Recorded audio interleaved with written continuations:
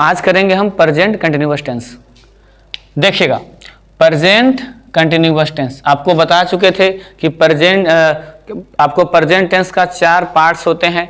Simple present tense, present continuous tense, present perfect tense, present perfect continuous tense. ध्यान दीजिएगा। तो ये दूसरा है, सेकेंड नंबर है प्रेजेंट कंटिन्यूअस टेंस। ठीक है, क्या है? Present continuous tense. इसका अदर नेम क्या है? इसका अदर नेम है present progressive tense, present imperfect tense. CBSE वाले बुक में कहीं कहीं पे प्रेजेंट प्रोग्रेसिव टेंस लिखता है, जो तो कहीं पे प्रेजेंट इम्परफेक्ट लिखता है। ऐसे तीनों ही नाम इसका बोला जाता है, तीनों ही सही है। देखिएगा, पहचानते पहले जानते कैसे हैं?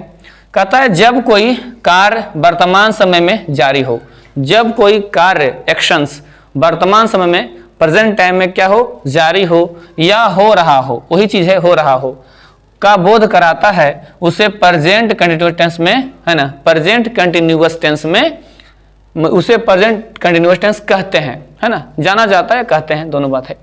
रूल ऑफ आइडेंटिफिकेशन, पहचानने का नियम, मतलब कैसे पहचानेंगे?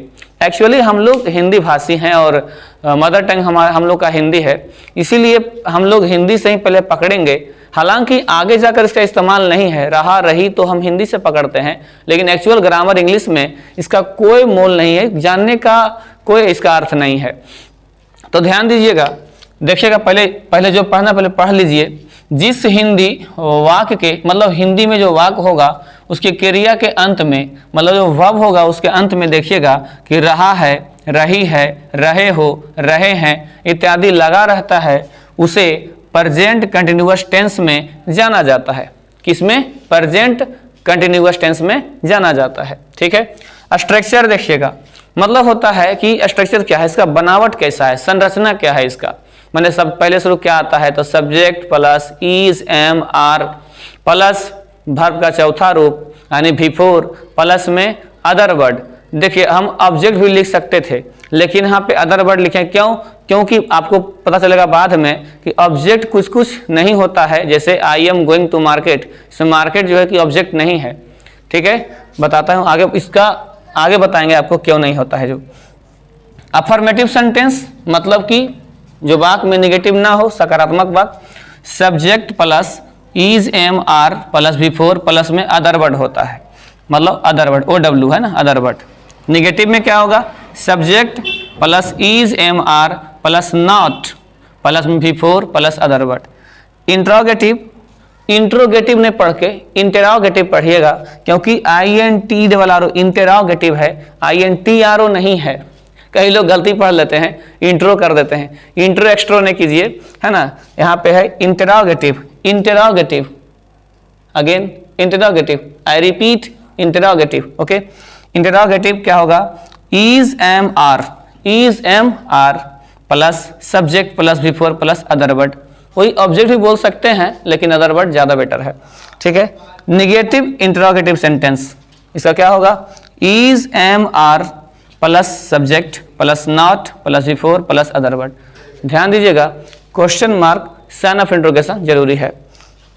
आपको मैं बता दूं कि यहां पे जो होगा ही,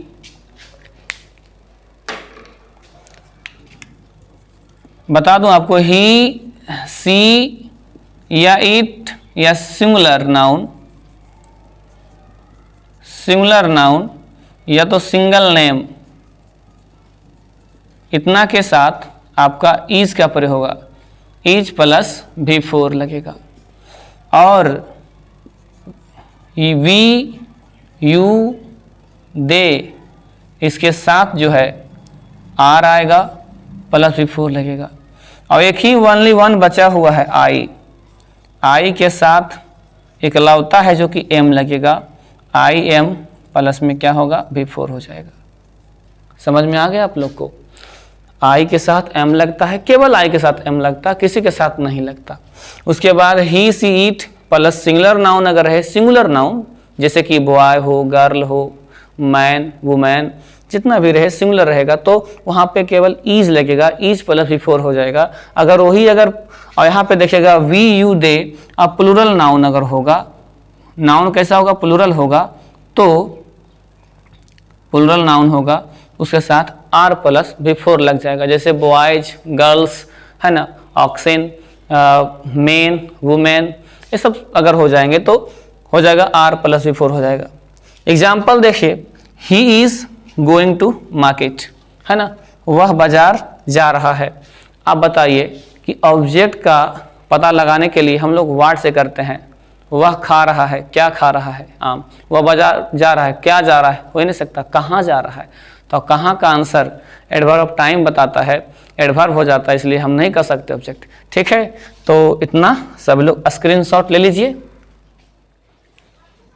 तो आप लोगों ने प्रेजेंट कंटिन्यूअस टेंस देख लिया, उसका स्ट्रक्चर देख लिए, उसके पहचानने का नियम देख लिए।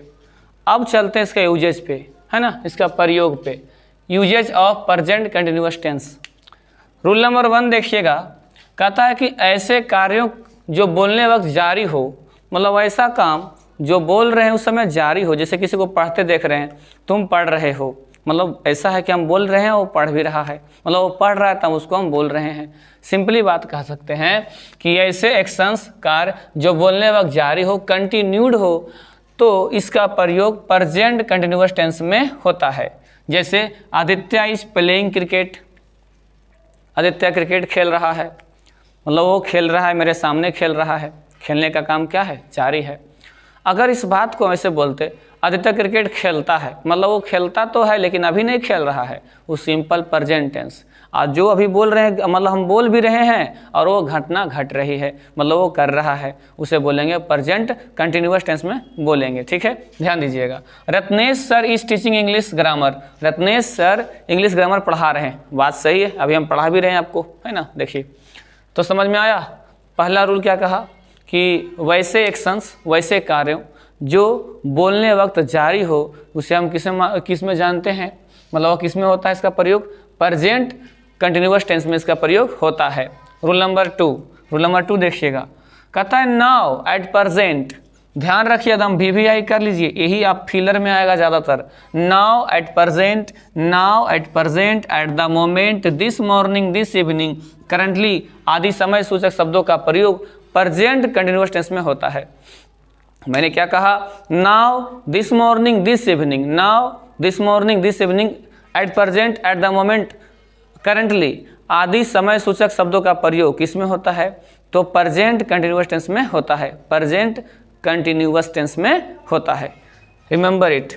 ठीक है, देखिएगा एग्जाम्पल, मिस्टर रत्नेश कुमार, है ना, blank space, mathematics at present, मतलब कि मिस्टर रत्नेश कुमार जो हैं वो वर्तमान में मतलब गणित पढ़ा रहे हैं, मैथ्स पढ़ा रहे हैं। इसका मतलब होगा एट प्रेजेंट देखिए, और यहाँ देखिए कि क्या होगा, तो यहाँ टीचर्स तो हो नहीं सकता, पहला ऑप्शन तो नहीं होगा, दूसरा में हो सकता लेकिन आर लगा हुआ है। और आपको बताए थे कि सिंगुलर अगर वर्ब हो उसके साथ इज लगता है, या सिंगुलर अगर नाम सिंगल हो उसके साथ इज लगता है, तो हैज़ तो डाउट होगा, नहीं होगा, बच गया ऑप्शन डी। मतलब बोल सकते हैं mister Ratnesh Kumar is teaching mathematics at present. Okay, ठीक है। Manisha blank space, this morning, this morning, this evening अगर लगा रहे तो हम किस में कहे थे आपको, किसका प्रयोग किस में होता है, तो प्रेजेंट कंटिन्यूअस टेंस में होता है। तो बोलेंगे Manisha is coming this morning, मतलब मनीषा इस सुबह आ रही है। अगर एवरी मॉर्निंग रहेगा तो बोलेंगे मनीषा कम्स एवरी मॉर्निंग।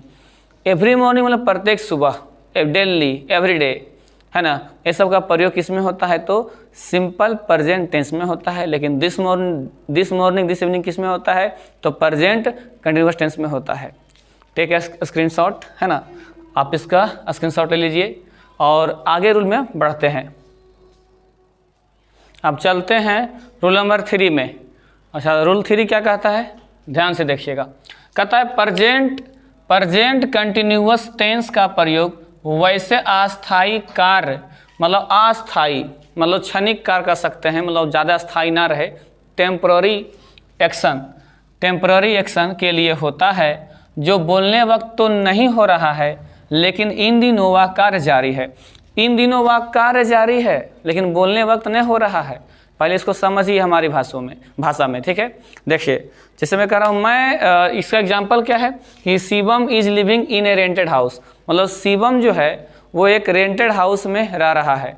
और शिवम से बात कब कर रहा है, जब हम कोचिंग में अपने पढ़ा रहे हैं तो शिवम से बात हो रहा था, शिवम तुम कहाँ रह रहे हो, तो हम रह रहे हैं सर एक रेंटेड हाउस में रह रहे हैं, मतलब रह रहे हैं लेकिन अभी तो नहीं रहा, अभी तो मेरे पास कोचिंग में है वो, समझिए इसे। जैसे कहने का मतलब है Asmita is studying mathematics this days, इन दिनों अस्मिता मैथ पढ़ रही है लेकिन वो क्लास में इंग्लिश पढ़ा रहे हैं उसको, तो बोल सकती है कि इन दिनों मैथ पढ़ रही है। इसका मतलब है कि काम बोलने वक्त जारी नहीं है लेकिन वह काम जारी है। कहने का मतलब है कि मैं जो है कि मैथ पढ़ा रहा हूँ इन दिनों, मैं पढ़ा रहा हूँ इन दिनों। कोई मुझे आदमी मिले बाहर में बाज़ार में, मतलब क्या कर रहे हो, कुछ नहीं पढ़ा रहा हूँ, टीचिंग कर रहा हूँ। इसका मतलब क्या हुआ कि काम जारी है लेकिन उस समय बोलने वक्त जारी नहीं है। तो इस तरह का भी प्रयोग जो करते हैं वो प्रेजेंट कंटिन्यूअस टेंस में ही करते हैं। कहा गया है कि प्रेजेंट कंटिन्यूअस टेंस का प्रयोग वैसे अस्थायी कार्य मतलब टेम्पररी एक्शन के लिए होता है जो बोलने वक्त तो नहीं हो रहा है लेकिन इन दिनों वह कार्य जारी है। बोलने वक्त नहीं हो रहा है लेकिन कार्य जारी है। जैसे Shivam is living in A rented house, Shivam एक रेंटेड हाउस में किराए के मकान में रह रहा है। जैसे Asmita is studying mathematics this days, Asmita इन दिनों मैथ्स पढ़ रही है। ठीक है, चलते हैं, कोई दिक्कत नहीं ना है, कोई दिक्कत नहीं होना चाहिए। ठीक है, नेक्स्ट रूल में देखिएगा, रूल नंबर 4, इस टेंस का प्रयोग नियरेस्ट फ्यूचर, किस टेंस का प्रयोग, प्रेजेंट कंटिन्यूअस टेंस का प्रयोग नियरेस्ट फ्यूचर, इसका मतलब जो नज़दीक के जो भविष्य है। कहने का मतलब हुआ कि जैसे कह सकते हैं नियरेस्ट फ्यूचर निकट भविष्य के फिक्स्ड प्रोग्राम, जो प्रोग्राम फिक्स हो चुका है। जैसे आज रत्नेश सर है ना चिली पराठा खाने जा रहे हैं, सॉरी आज बृहस्पति है ना, थर्सडे है, कोई दिक्कत नहीं, गलती से बोल दिया एग्जाम्पल सुन लो, है ना। इस टेंस का प्रयोग नियरेस्ट फ्यूचर निकट भविष्य के लिए जो है निकट भविष्य के फिक्स प्रोग्राम के लिए होता है। जैसे Manish ji is going to Patna tonight, Manish ji आज रात पटना जा रहे हैं। हालांकि मनीष जी बोल रहे हैं सुबह 8 बजे बोल रहे हैं, सुबह 9 बजे बोल रहे हैं, किसी से बात कर रहे हैं कि आज हम पटना जा रहे हैं। इसका मतलब क्या हुआ कि ये काम उस वक्त जो तो जारी नहीं था, मतलब कि वह जो है कि नियरेस्ट फ्यूचर माने रात को जाने वाले हैं हम। तो कहने का मतलब है हम कह सकते हैं कि Manish ji is going to Patna tonight, Manish ji आज रात पटना जा रहे हैं। तो फ्यूचर की बात हुई कि नहीं हुई, कौन सा फ्यूचर हुई, नियरेस्ट फ्यूचर हुई। प्रोग्राम कैसा है, फिक्स प्रोग्राम है, मतलब वो जाने वाले ही हैं आज। दूसरा, Santosh ji is buying laptop next month, Santosh ji अगले महीने लैपटॉप खरीद रहे हैं। हालांकि आज नहीं खरीद रहे हैं, अगले महीने लैपटॉप खरीद रहे हैं। इसका मतलब है कि संतोष जी जो हैं उनका प्रोग्राम फिक्स है, अगला महीना खरीदेंगे, है ना। तो Santosh ji is buying laptop next month. और नोट में देखिएगा इसमें क्या दिया हुआ है कि इन वाक्यों से, ये जो वाक्य सेंटेंस जो दिया गया दोनों सेंटेंस, इन वाक्यों से फ्यूचर टाइम का बोध होता है, फ्यूचर माने भविष्य के समय का बोध होता है। इसमें एडवर्ब ऑफ टाइम जैसे कि टुनाइट, टुनाइट माने आज रात, जैसे आज होता है टुडे, है ना, उसे बोलते हैं टुनाइट बोलते हैं।